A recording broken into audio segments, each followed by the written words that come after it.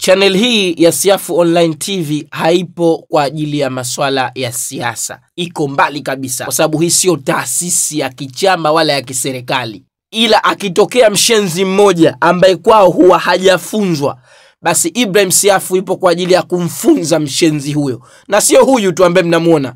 Wapo wengi ambao tutawafunza taratibu, kwa sababu kwao walikosa malezi ya wazazi wao. Sasa hebu msikilizeni huyu mshenzi mweusi, alafu baadaye tutakuja tumjibu vizuri. Flyover iko Zanzibar. Wazanzibari walikuwa ni washamba, wanakuja Dar es Salaam kushangaa. Hiyo chukua. Yaani Wazanzibari walikuwa wanakuja Dar es Salaam kushangaa flyover. Wanapanda pale Mbagala wanapiga picha Wapemba. Hami waiona hiyo. Lakini Mwinyi leo kawawekea flyover. Flyover iko katika ardhi ya Zanzibar. Kwa hiyo Wapemba sasa hivi wakija Dar es Salaam walikuwa wanakimbilia kwenye flyover. Jibu la kwanza kabisa ambalo tutakwambia ushike adabu yako, tena ukome kama ulivyolikoma. Tumeelewana vizuri? Alafu namba 2 sasa ndo naanza kukujibu rasmi. Mshamba utakuwa ni wewe. Wewe ndo mshamba. Mshenzi mweusi wewe. Na kosa hili huenda likawa pia sio lako. Sijajua aliyekuzaa au baba yako, sijajua amekueleza vipi kuhusiana na Wazanzibari. Lakini kama atakuwa kakosea, basi ushamba pia utaanzia kwake yeye. Mshenzi mweusi wewe. Hivyo unajua Wazanzibari vizuri? Wewe unajua asili ya Zanzibar? Wewe unajua historia ya Zanzibar? Mshenzi mweusi, umenitafuta sana kwenye video zangu.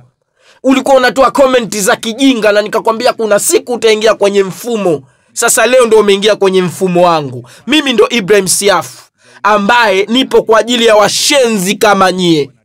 Nipo kwa ajili ya wapumbavu kama nyie. Tumeelewana vizuri? Sasa kwanza ngoja nikuoneshe mtu ambaye ana akili. Huyu ndo anayejua Zanzibar na ni mtu ambaye anatoka kwenu. Akueleze kwanza kuhusu Zanzibar, halafu ndo nitarudi sasa mimi nikujibu vizuri. Shenzi wewe. Sikilize huyo baba yako hapo huko kwenu anavyosema. Mwaka 1978 nilipofika Zanzibar kwa mara ya kwanza, uwanja wa Amani ndio ulikuwa uwanja pekee katika Afrika ya Mashariki na ya Kati uliokuwa na tartan. Kwa hiyo ilikuwa ukifika Zanzibar ukaondoka bila kuja kukanyaga hilo zuria la tartan la wanariadha, hujafika Zanzibar. Kwa hiyo Zanzibar imekuwa mbele katika mambo mengi sana.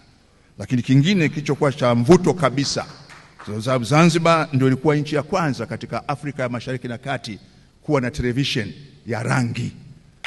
Television ya rangi. Na sasa tunaona makubwa ambayo yamefanyika, ambayo Zanzibar inaendelea kuwa ya kwanza.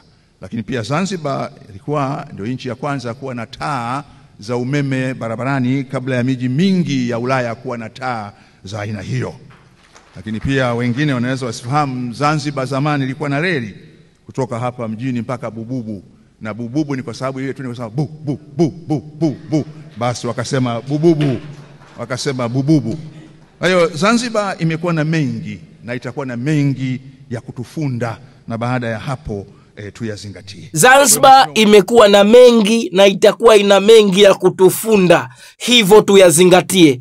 Nadhani umemsikiliza mheshimiwa profesa. Wewe bado mtoto. Huyu ni profesa, nadhani unamjua ukimuona. Shenzi mmoja wewe. Wewe ndo usiyejua Zanzibar ina vitu gani. Labda nikuchambulie neno kutufunda kwa sababu ni mtoto 2010. Na kujua vizuri, wewe ni mtoto mdogo. Hata ndugu yangu wa mwisho kuzaliwa humfiki. Shenzi mweusi wewe.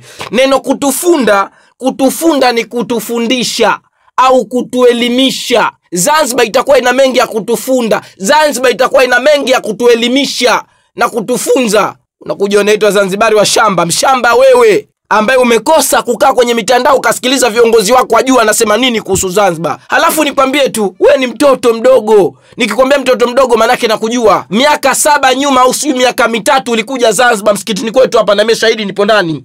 Ulikuja ukaongea ukajifanya mtoto wa mazinge, sijui mimi nani hata sielewi. Shenzi mweusi wewe. Ukaongea ujinga pale, ukauza dawa, na mwisho wa siku sasa ukaomba nauli. Kumbuka, ulikuja msikiti wa Masjid Salim wewe. Ulikuja hapa ukaongea vya kuongea, mwisho wa siku ukauza dawa. Na ndo kazi yako kuwatapeli watu mtandaoni. Unajifanya mganga. Mganga gani mwizi mmoja wewe? Shenzi mmoja. Na badala yake hapo, ulipotoka hapo msikitini tulivyokupa nauli, nikaenda nikakuangalia katika akaunti yako, nikakuta uchafu kwenye akaunti yako. Mara umekamatana na wanawake hawa, mara umekamatana na wanawake wale, mara umejisnap hivi, halafu ndio umekuja msikitini ukajifanya ustazi. Mwizi mmoja wewe. Nakwambia tena ukome na ushike adabu yako. Ukizungumzia Wazanzibari ndio umezungumza mimi. Ukimzungumzia Mpemba ndio umezungumza mimi. Ukimzungumzia Munguja ndio umezungumza mimi. Kuwa na adabu. Kaa na baba zako wakufahamishe Zanzibar kina nani.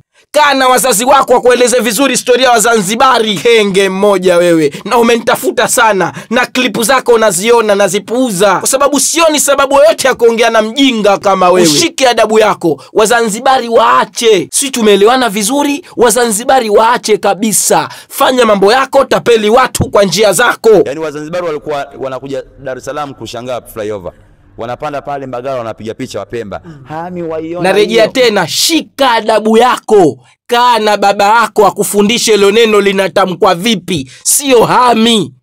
Shenzi mweusi wewe. Na pia ikiwezekana mama yako pengine alijitahidi sana kukulea vizuri, lakini kwa vile wewe umekuwa fasiki, umekuwa muhuni, umekuwa mshenzi, ndo umeshindwa kuchukua malezi ya mama yako. Laiti ungelikuwa una adabu, usingeweza kukaa mitandaoni na kuwadharau watu wengine au watu wa mji mwingine. Nenda kwa mama yako akakufundisha adabu, lakini pia nenda kwa baba yako akakwambie Wazanzibari ni kina nani. Na mwisho, kwa kumaliza klipu yangu, namwambia hivi, huyu bila shaka hajui Wazanzibari wanataka kitu gani. Sasa mimi namuelekeza, nampa kodi rahisi, amfate baba yake au mama yake. Na huenda mkaniuliza kwa nini baba yake mama yake wamehusiana vipi? Mama yake na baba yake wameingia, kwa sababu huyu kitendo cha kuita Wazanzibari wa shamba, huyu bila shaka Wazanzibari hawajui. Kwa hiyo ili hawajui Wazanzibari ni lazima huyu amfate mama yake na baba yake, kwa sababu baba yake na mama yake alomzaa huyu ndo ana jukumu kubwa la kumfanya huyu awe na akili, ndo ana jukumu kubwa la kumfanya huyu awe na adabu nzuri, ndo ana jukumu kubwa la kumfanya huyu awe mstaarabu, huyo mama yake na baba yake. Sasa ikiwa mama yake na baba yake hawajamfundisha huyu, lazima huyu awe mpumbavu. Kwa hiyo kijana, unajiita Firdausi, meskwiti shehe, we mshenzi tu, mwizi, tapeli, shetani mweusi.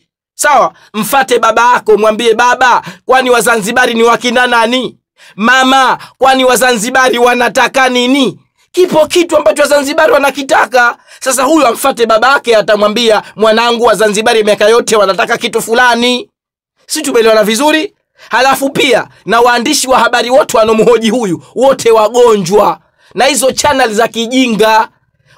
Huwezi kukuta chombo chenye akili kikamfata huyu. Angalieni interview zake zote. Wale waandishi wa habari wanaomfuata huyu wote wehu, watoto wenye akili kama zake, watu wenye heshima zao hawezi kumfuata huyu. Si tumeelewana? Yani vyombo sasa vino heshima haviwezi kumfuata huyu. Mishenzi moja wewe. Ulitaka, ulinitafuta, umenipata, nimekujibu. Ushike adabu yako, nakwambia tena wewe kijana, ushike adabu yako. Shenzi moja wewe. Na mwisho, kuna ukhti anatafuta mume. Kuna ukhti anatafuta mume, nishaongea naye, namba yake nitaiorodhesha kwenye klipu inayokuja. Yuko binti mmoja mashallah mzuri, anataka mume na amenitafuta mwenyewe. Kwa hiyo nami nitaweka tangazo lake video inayokuja.